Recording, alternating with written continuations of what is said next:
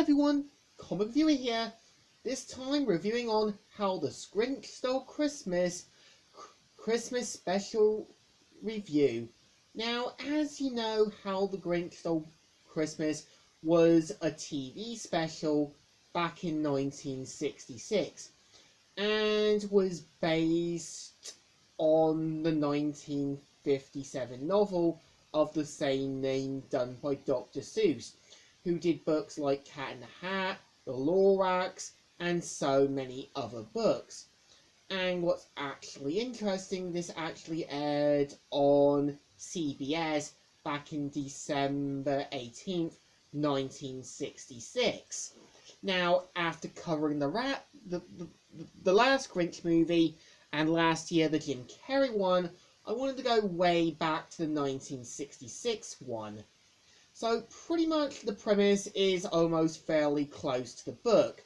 We see how the Grinch is standing on top of Mount Crumpet, who is kind of like annoyed, angry, and kind of agitated that Christmas Eve is coming to an end, and knows that Christmas Day is going to be coming to Whoville, so tries to prevent it from coming. So we kind of see him how he dresses up as Santa and has Max dressed up as a reindeer. So we kind of see how he goes all his way to kind of prevent Christmas from coming and goes to any length to. Now, I would say, unlike the other two, the film just rushes itself completely.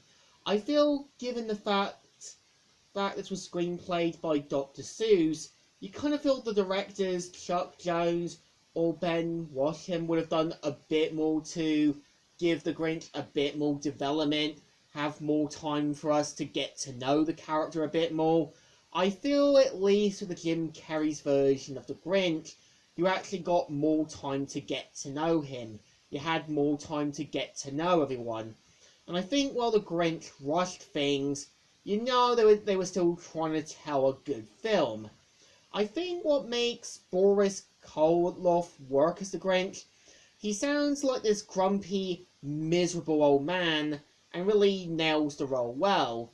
But I think for the most part, it's just a really quick film that doesn't really want to take time to breathe with things. I feel like, yeah, it's keeping true to the book, so you could kind of tell the writers knew what they were trying to do. But I feel with a Christmas special, if it's being developed by something, you want to kind of have more time to get to know everyone. You want more time to sort of see the story for what it is. But I feel for the most part, I would say that the film really does know how to kind of capture the Grinch well. How he sneaks into people's houses. How he has a bit more of creative ways of stealing the gifts. And I think that really works. And I think the song You're a Mean One, Mr. Grinch really does work. It sounds more like a kind of bass, but kind of darky sort of beat to it. And I think what made the Jim Carrey's one version of You're a Mean One, Mr. Grinch work was that it was just basically a giving them all uptight, more kind of the Grinch embracing his darker persona. But I think for the rest of the part, the film just kind of falls flat. It kind of rushes in similarly to the 1957 novel, the children's book, and really, I feel like the direction had a lot of opportunities to do a lot with the Grinch. And I think the reason why I think Ron Howard's version of the 2000 Grinch worked was that you had more time to get to know everyone. You had more time to sort of see how the Whos were more reveled in their own greed, rather than spending Christmas properly. Here, it doesn't really give them an arc or any story to overcome.